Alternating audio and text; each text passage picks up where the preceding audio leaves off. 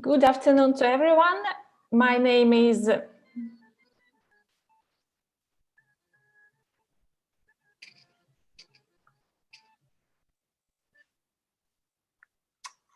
good afternoon to everyone. My name is Victoria Smelkova.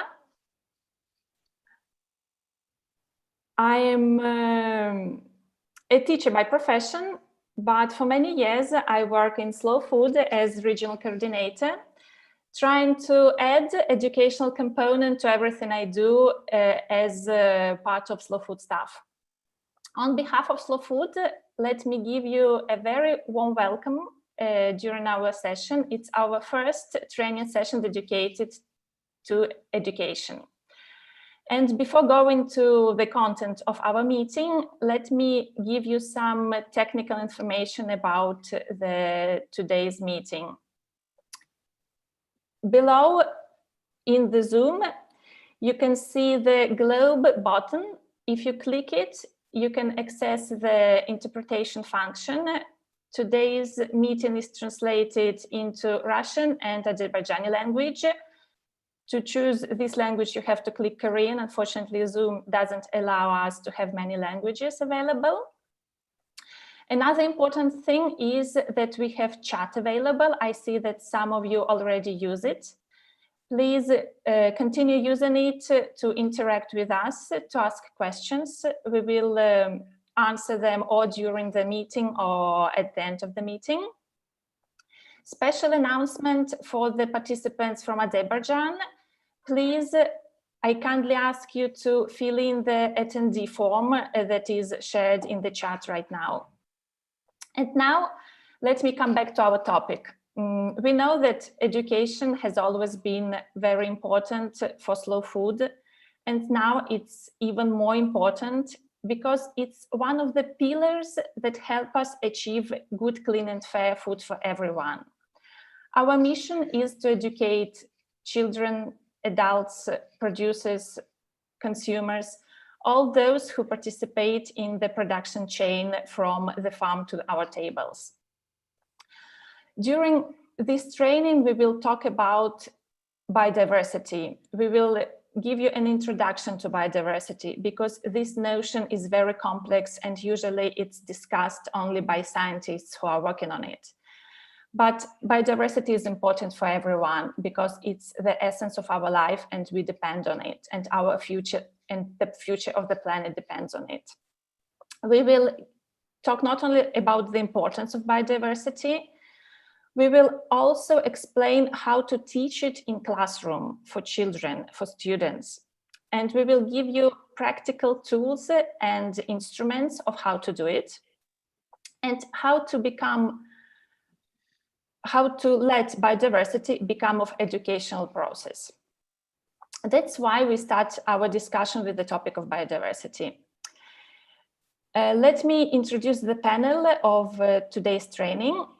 We have incredible speakers, and I want to thank them all for being today together with us.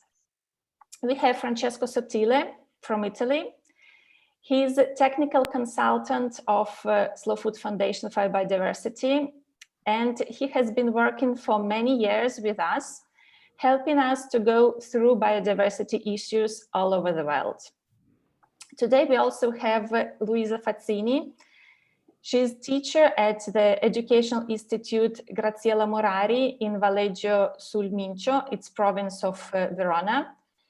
Luisa is also member of the Veneto board of the Italian Association of Geography Teachers, and she makes also part of Slow Food Italy National Council.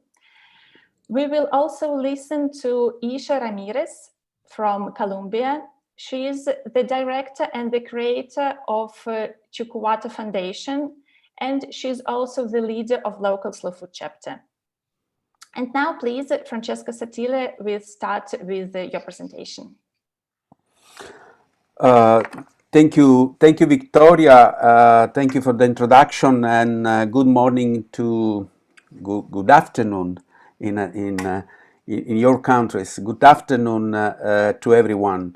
I'm really pleased to be here today and to be able to speak to you today and to talk about the vision of slow food, talking about biodiversity, and also in terms of actions that we can act in order to preserve biodiversity, and what we are doing actually in slow food in different parts of the world. I will use a presentation trying to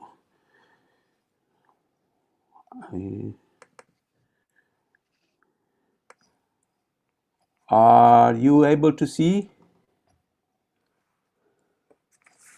I think so. Yeah. Okay.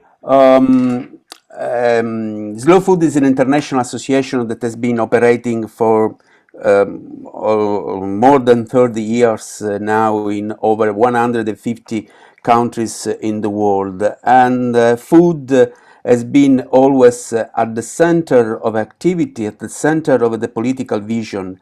And above all, food, we consider a lot food linked to biodiversity, to that biodiversity that is representative of territories and representative of cultural traditions. Slow food, as many of you probably know, has a slogan, good, clean and fair. And but good, clean and fair is not just a slogan. We consider that these three words are able to include include all the approach, the entire approach that slow food practices through a series of very diverse projects and actions carried out in many places, many different places. Good is understood as the sense of food that is pleasant to the taste, able to give well-being to the consumer. Clean refers to the way of production, but also not just the way of production, but also an holistic approach to what we consider health of the environment, health for the soil, health for the consumers, and health for those who work directly in the field.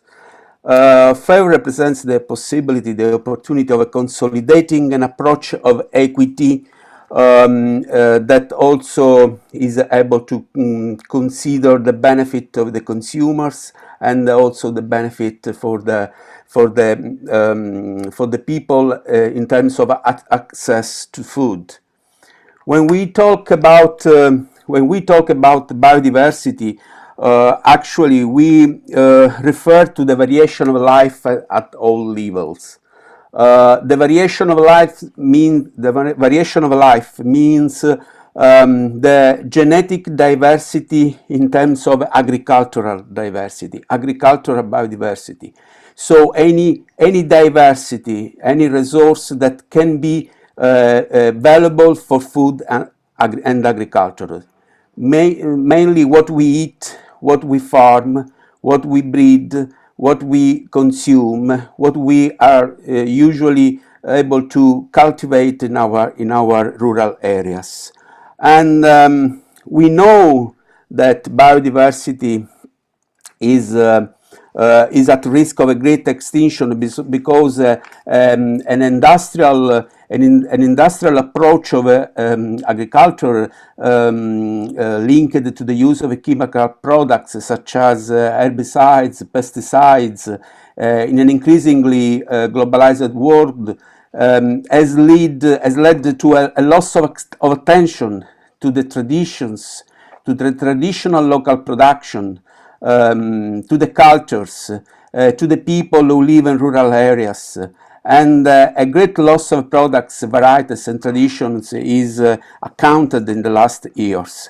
And this is the great commitment, the most important commitment that slow food has in this approach in terms of preserving biodiversity, linked to rural areas, to communities, and to rural areas in terms of territory, communities in terms of communities of people interested in cultivation and in farming in that territory, and a specific product that needs to be preserved. So products, territory, and communities are the three most important part of our job.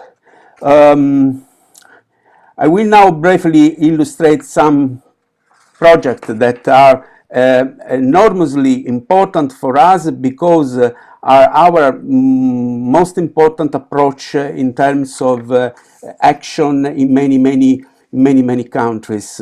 We know basically that agriculture is now one of the most important causes of loss of biodiversity. When we talk about agriculture, we are talking about industrial agriculture based on pesticides, herbicides, chemical inputs, and also in terms of hybrids, varieties, everything that is globalized, everything that used to homogenize the production and homogenize the consumption. So we know that this is the highest risk for our biodiversity. Since we know that our biodiversity is an important approach to the future of our life, we need to act in this way. So, which project? Arc of Taste is just a catalog.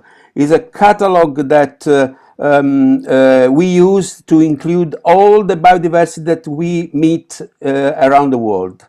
It's just a catalog, just a list of what we need to preserve, what we need to keep in mind, and to communicate to the new generations in terms of something that existed and something that is at risk of extinction.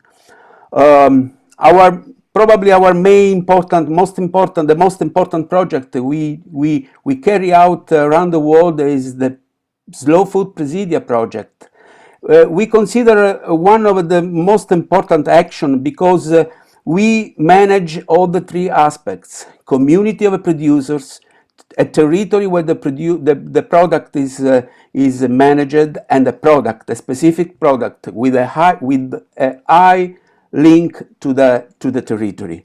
So many producers are sharing an activity, an idea, a vision in terms of preserving biodiversity, in terms of preserving biodiversity, preserving environment in a sustainable way. Earth markets, the way to meet each other, producer and consumers. In the same way, also the alliance of chefs that is able to communicate the product to the consumer. And all this, it's very difficult in few minutes to illustrate all the action of slow food in terms of biodiversity, in terms of biodiversity activity around the world. But I think that with this approach, we can try to say a few words in relation to a very close to you project.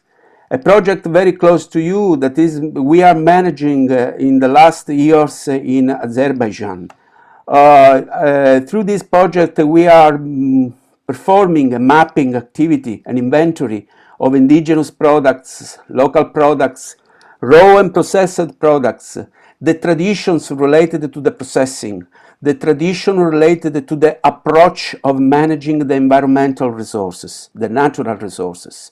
And we found a very, very extraordinary varieties of fruits, vegetables, a very large biodiversity that is just amazing, also in terms of processed fruits, processed techniques. And we met a lot of very interesting approach in terms of seeds preservation, seeds for future generations. And in order to preserve seeds, I think that is important to perform a very deep educational activity. We met people producing cheese in the bag, a traditional cheese in the bag, with natural ferments produced in the farms. We met people producing the traditional madrasa, a wine grape variety that is nominated for a new presidium in Azerbaijan, very old variety. And we met a lot of vegetables, a lot of also beekeepers using traditional way and adopting traditional races of bees. So in different part of the country, so in the mountains where there is a very particular environment. And we also met people growing traditionally wine grapes trellised with very old trees. That is something very particular and very typical, not only for the training system, but also for the varieties and for the cultural link to the territories. We met a lot of people growing hazelnut. Hazelnut will be a new presidium in Azerbaijan. Azerbaijan is one of the most important places where hazelnut has been diffused, local varieties of hazelnut. And from hazelnut to the processed products with hazelnut, and a lot of people working with traditional methodologies in order to give value to these products. And also people collecting products in the forest and producing an extraordinary rosehip compote that is something really particular, probably a new presidium in Azerbaijan. And people farming buffalo in a very singular way of use of the pastry. It's really important to preserve this approach of sharing the farming methodologies. And we also had the opportunity to give value to the environment, because we should think always that tourism is a way to give value to biodiversity. And in this case, Azerbaijan is a country full of very attractive place for a responsible way of tourism. And we think that a lot of these approaches could be really important as a biodiversity preservation tool. But first of all, and I conclude, we met a lot of people interested in this approach. A lot of people living in the rural areas absolutely convinced that the preservation of the traditions, the preservation of the varieties, fruits, vegetables, animal breeds, cheese, processed food is important in order to give a new possibility to the new generations, to the future generations, but also to preserve the idea of transfer to the new generations and identity approach, because we need to preserve the identity of the people in the rural areas in connection with the environmental resource. So it's really difficult to give you a complete idea on what we are doing in terms of biodiversity, but I hope that this is just a small sign of of what we are doing and what we would like to discuss with all of you in terms of biodiversity presentation. Thank you. Many thanks to Francesco. He really focused on what is the main concept of biodiversity and showed great pictures of the diversity of life. Now let's move to practical part of our meeting. Luisa Fazzini, she teaches geography, yes. And through years, she collected a great expertise in connecting food and geography. Please, Luisa, the floor is yours. Hi people. I'm a teacher and I love geography, and I think it is very important and very interesting to teach geography with slow food and by slow food. And now I'm going to share with you two important projects in my school.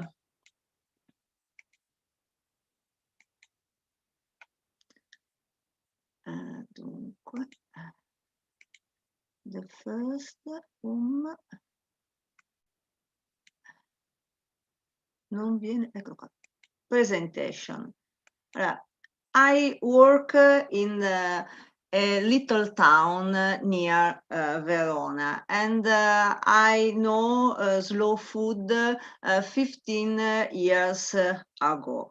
And I decide to make the project with this association because in slow food there are a lot of examples of biodiversity.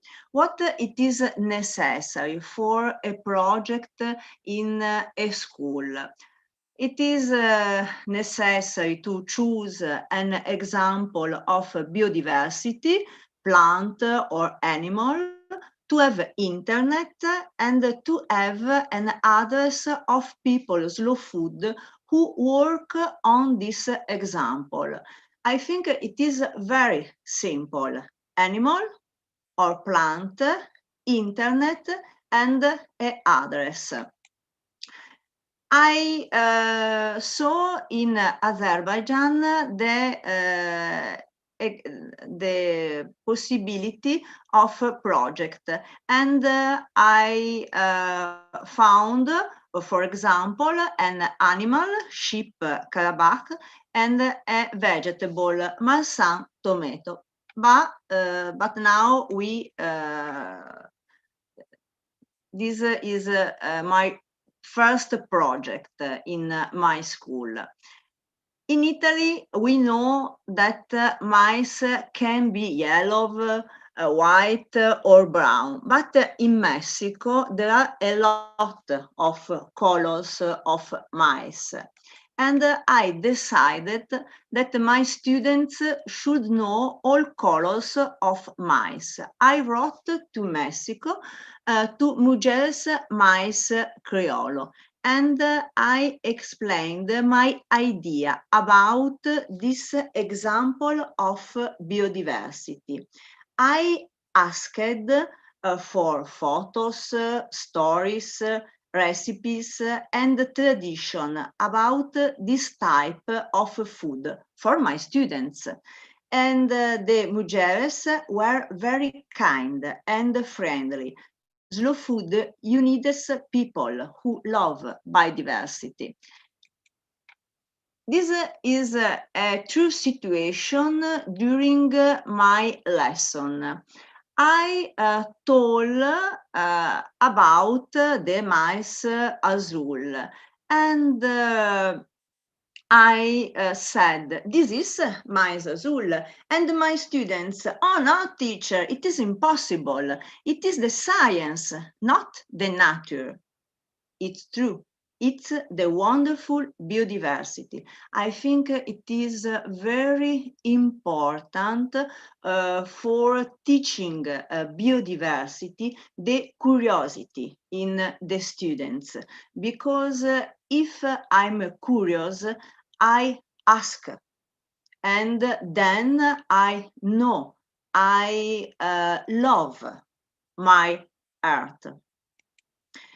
The Mujeres sent me old images of ancient pictures before the Americas discovery. In this image, this is the good of mice. And also this was very curious for my students. And all the story tells now man born, the good of mice decided to use the flower of mice to create the first man. It was very interesting for my students because humanity's birth is different in our religious tradition. Then in this slide, this is the plant of mice. It is strange for my students, and it is very interesting. These activities opened their mind, the mind of my students. They understood by Mujeres that there isn't the mice, only one, but there is a lot of mice. This is biodiversity. Then the word very strange, also for us, nixtalimalizzazione. And this is a old recipe for to get the vitamins. And this recipe is very important for to cook the mice. And in the end, this project was created a partnership with Mujeres in Chiapas. And now I think I have friends slow food in Chiapas. The second important project in my school with Kenya. In Kenya, there are 5 presidia slow food.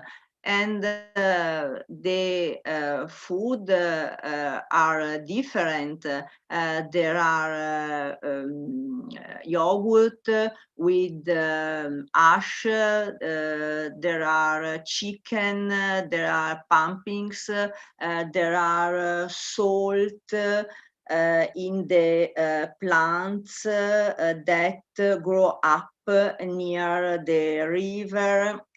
And I decided to write to John Kariuki, and John Kariuki spoke with Samson Kiryu. Samson Kiryu in this period studied in Italy, in University of Pollenzo, and I knew Samson Kiryu, very interesting boy. John Kariuki sent me a lot of photos from Kenya about traditional houses, cows, people, food, recipe, and I knew a lot of stories about this country, and also my students. In the end of the school year, we had a dinner with the students and their families with the recipe from Kenya. It was very strange for my students. No spaghetti, no pizza, no McDonald's. Traditional food from Africa.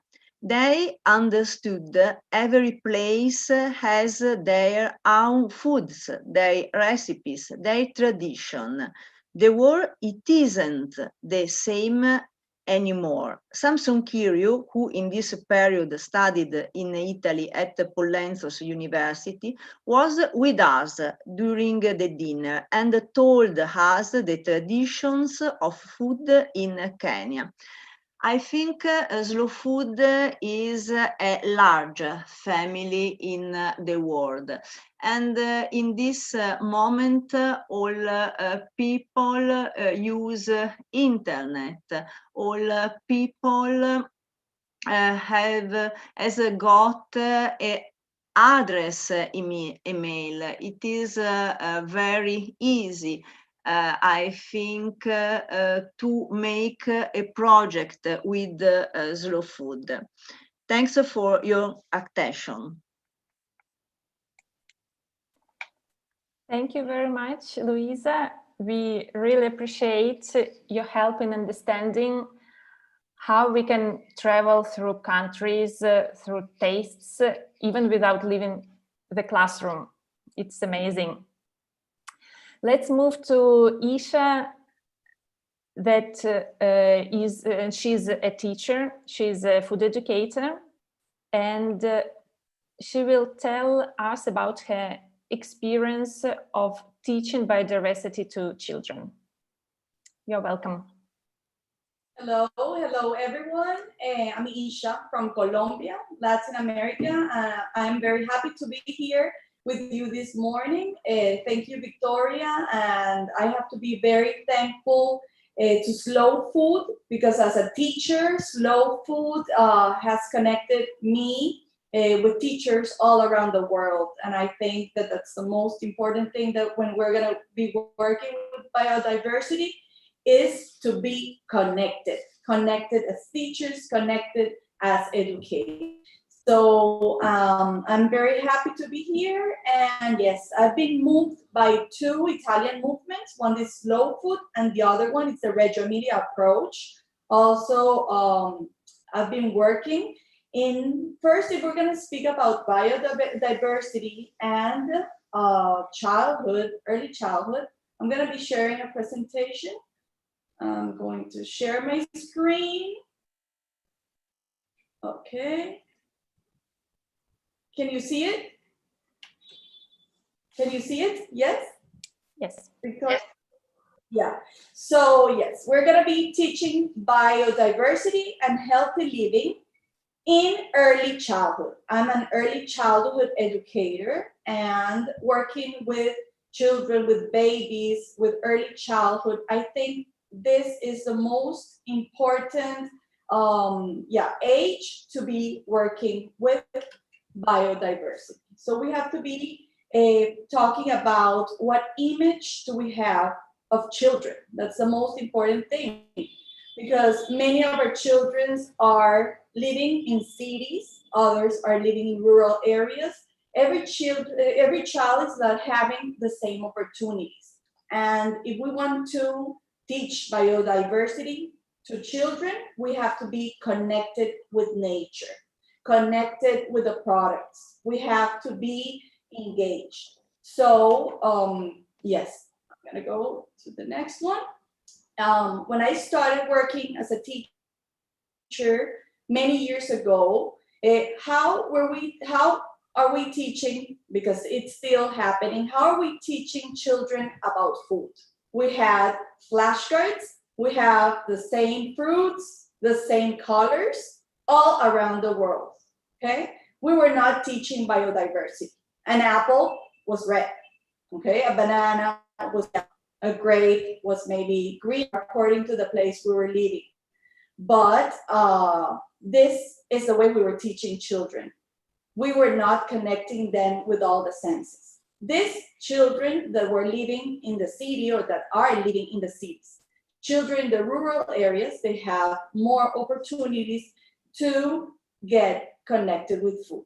So how are we going to teach children about food? Because teaching biodiversity is essential for the child's nutrition and also for restoring our local ecosystems.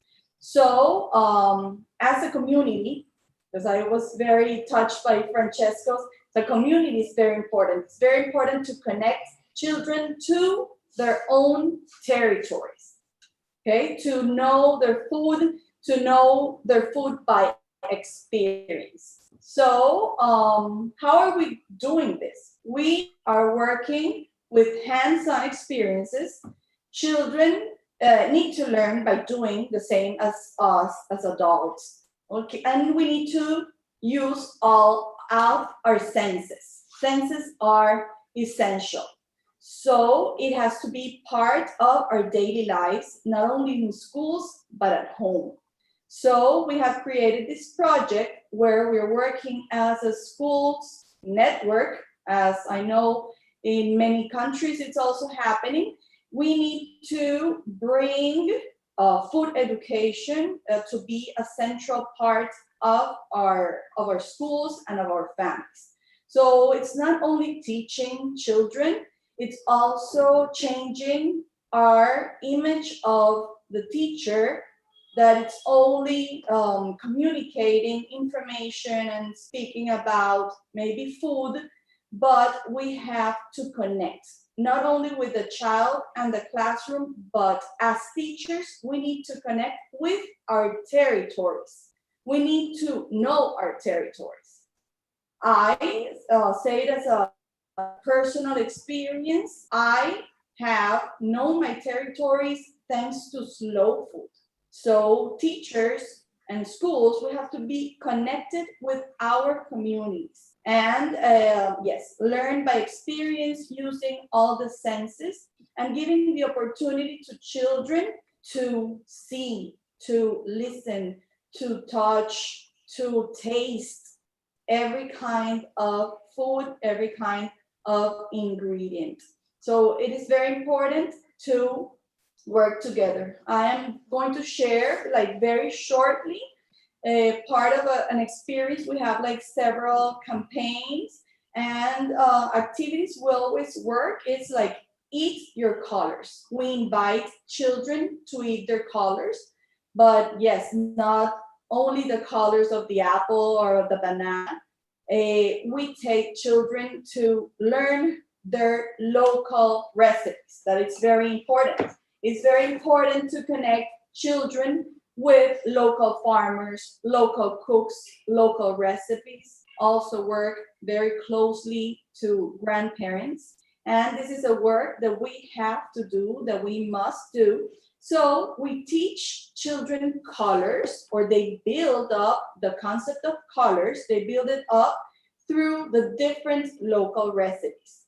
So here we have like a palette of recipes, some ingredients, and this is something very practical and easy to do at home, like ask your children to eat your colors. So you bring like different ingredients in, like I have my colors. I have the green color. I have all the colors for my recipe. Okay, so here from plantain, and I know like also in other places you do it, we have a delicious local recipe that they're the fried plantains. But the thing is that some children, they don't even know the local recipes. Others, they don't know where food comes from. So it is very important to show children all the process. They need to feel the different ingredients with all of their senses. And they need to be part of the transformation of those ingredients. So we have the plantain, but here I have them already here ready, so I can show you and share with you some fried plantains that we usually eat them here with like a tomato and onion sauce and cheese. Okay, so bringing children closely to the recipe, to the ingredients, but not only from the supermarket or the market. We have to find local ingredients. We have to take children to visit where this plantain came from, and this will connect children with nature, with the farmers, with the colors. So they're gonna look, and if you look at a plantain, it's not only green, okay? We see colors all around food, all around nature. We are working locally as slow food members, but connected as a global community. So that's why, Luisa, I find it like very interesting to know how are you working with biodiversity and how pleased you are, same as Francesca's, to connect with other countries, because I think as a teacher and in defense of diversity, biodiversity is connection, is senses, it's experience, and a slow food network. That's something we can be working together. So thank you. We do thank you as well, Isha, for your colorful presentation. It's very attractive. And it's really nice to see how small children are taken away from anonymous and standard products. And it gives us hope that in future they will search for biodiversity in their everyday life as well. So from the very early age, you help them to change their habits. After we've learned about biodiversity, after we've listened to some practical experiences of how to connect biodiversity and education, I would like to ask you, Francesca, a question and ask to explain in few words the link between biodiversity and education and as we see it. Please, can you give us what is the function of education in protecting the biodiversity? Francesco, please, you have like 3 minutes. Yeah, let's think about what Luisa and Isha just showed us. They showed us very important examples of the link between biodiversity and the culture, biodiversity and the cultural approach of the rural communities. Victoria, you asked about the link between biodiversity and education. And I think that if we think that biodiversity is our insurance for the future, I think, and we think that the new generations we educate or try to educate every day, they represent our future, the future of our world, or our planet. The link is done. we cannot talk about biodiversity without talking about education. We should to use biodiversity as a tool of education. In the same way, we should to adopt educational approach, trying to show to the new generations how biodiversity is important for their lives. Biodiversity, the biodiversity conservation in our association, in our point of view, in our approach, is not just a goal, is a tool. Is a tool to manage education, to manage education for the new generations, but also education for the consumers. And let me say, also education for the producers, for the growers in the field. So we should approach at education in a holistic way, talking about consumers, talking about producers, but also talking about the children, the people in the school, from the youngest, in order to show them that the link, how important it is for the for their lives, the conservation of their culture, the ability of the people to work with food, the importance and the centrality of the food. So for me, we cannot talk about biodiversity if we don't talk also about education, and the same in the opposite way. Thank you. I completely agree with your point of view, and I hope that the participants of our session will be convinced as well. Our next question is to Luisa and Isha. Summing up what was said today, could you please give us the bullet points, like the list of the best practices that you have in your experience of how we can make children and young people understand the importance of biodiversity? Please, you will have also about 3 minutes each to give us most interesting examples and tools that you have at your disposal. Let's start with Luisa, please. Okay. I agree with Francesco. The biodiversity is very important in education, and it is important every day to teach biodiversity in geography. In my class, I use the strange images, the interesting history, because for me it is important the students with me think about the biodiversity. All class think about biodiversity, and every students can to speak about their experience in their life, and the biodiversity is in our life. It is only a matter. This is my opinion. Thank you. Isha, please, what would you share with us?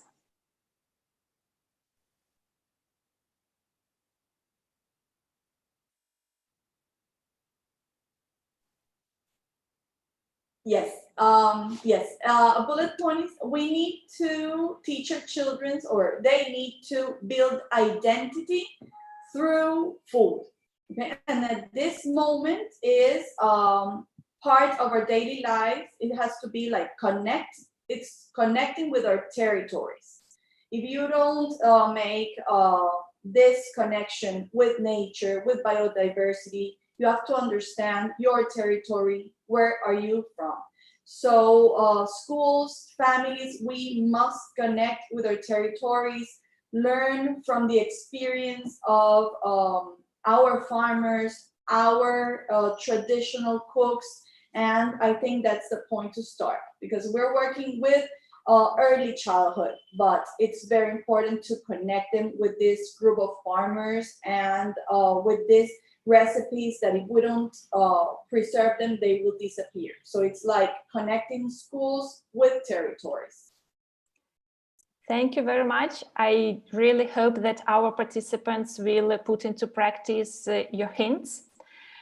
Let me thank the excellent speakers who presented today, and still let me take some minutes to share with you some more tools that we have as Slow Food headquarters in order to show you what else can be used to teach the biodiversity to children and how to educate to biodiversity. I'd like to tell you about two recent projects we are carrying on. The first one is dedicated to mainly primary school because it's for kids from 7 to 13 years old. It's educational kit that was done within the Foodisculture project co-funded by the Creative Europe program of the European Union. It was translated in many languages. It was also translated into the Azerbaijani and the Russian languages thanks to COVCHEG project. And it makes part of the educational manual that is available for Azerbaijani schools to be used in schools. And as already Francesca said, Slow Food is creating Arc of Taste catalog. It's a kind of red book. It's like Noah's Ark for the products.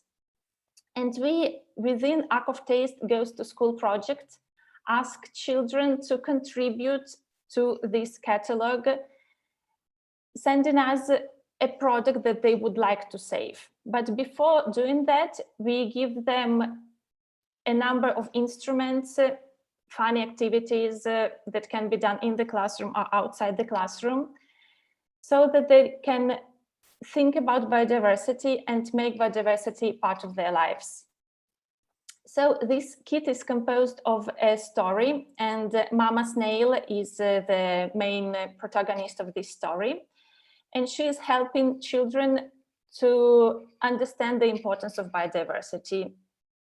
In English and Italian, this story is available in video version as well. Otherwise, it's just translated and we ask the teacher to read it to the students. Then there are several educational tasks. For example, a memo game with artisan food jobs. There's a possibility to trace, you see the map, there's a possibility to trace the food miles that our food does before coming to our table. There's also a very nice mystery game where kids are invited to understand what food is hidden in the box without looking at it, and they usually like it very much. We also ask them to taste and understand the different flavors of an apple, just a very innocent product that is familiar to all of us. But with the help of this exercise, children understand that the flavor of apple is very, very complex. And after all that exercises and activities that they carry on, we invite them to draw a poster of the product they want to save. They are the heroes of biodiversity, the guardians of biodiversity. And then this poster is left in school, and the children see the results of the work to defend the biodiversity they've done. The second project is for adults, for elder students, for secondary schools. And usually we use this approach during the events, or we propose to school to organize it by themselves, when we give a more detailed glimpse on a career that is linked to artisan food producer. First, we supply the school with some information. It can be video, it can be a booklet, an article, a publication about good, clean and fair producer or good, clean and fair cook. We ask the students to prepare questions, and usually there are many of them, because the artisan food producer is very different from the industrial one. And as Isha said, sometimes children don't know where the food comes from. And then we organize the meeting with the producer, where the children can ask questions and the producer can show the knowledge and share the knowledge of what approach he or she uses to produce good, clean and fair food. As the final activity, if technical conditions allow, we organize a practical experience, hands-on experience, for example, to make a piece of cheese, to bake a bread, to cook if it's a meeting with a chef. As a result of that, we really hope that kids, students of secondary school, they're not kids anymore, will choose this profession in the future. So we open them the eyes that there are not only the professions that are industrial food production, there are professions who save our planet. And saying that, I would say that we are coming to the end of our training. If there are questions and if you want to have access to some of these documents, you can visit Terra Madre Salon del Gusto site. You can write to us on education@slowfood.it with the questions or with the request of the information. And I think that what we wanted to achieve with this session, and we wanted to show the introduction to the biodiversity and to give practical tools of how to use it in the classroom and how to explain to children that biodiversity is of vital importance and it saves humanity and it will save the planet. I hope that we achieved these goals. I want to ask all the Slow Food staff who's working on organizing this session, as well as the interpreters. They did a great job. And I would also like to invite you to our further meetings, because it's the first educational training and we have further meetings through the month. It will be a presentation of Tasty Lessons kit to Azerbaijani and Russian audience next Thursday. Then there will be one more training dedicated to sensory education on the 4th of March at the same time as today. On Saturday, 6th of March, we invite you to the forum that will be dedicated to 20-year-old Slow Food Italy project dedicated to school gardens. And after that, we are planning to have a final meeting of food educators and activists in the middle of April. If you are interested, again, please write to education@slowfood.com for more details. Please keep in touch and let's work together. I really thank you for your attention today, and good Terra Madre to everyone.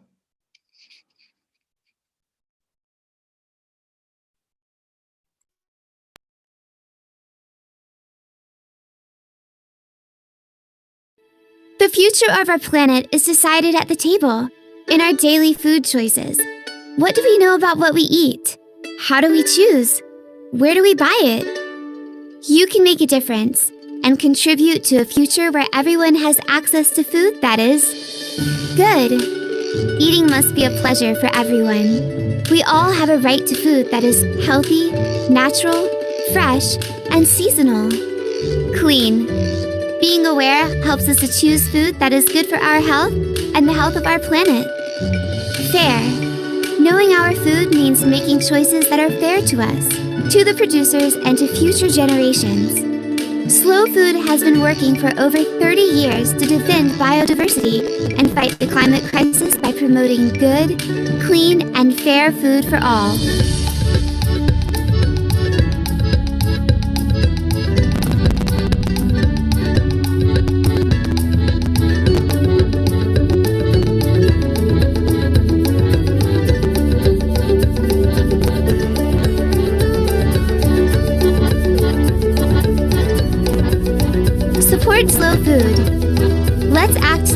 for the common good. Go to donate.slowfood.com/en and follow us at terramadreselunadelgusta.com.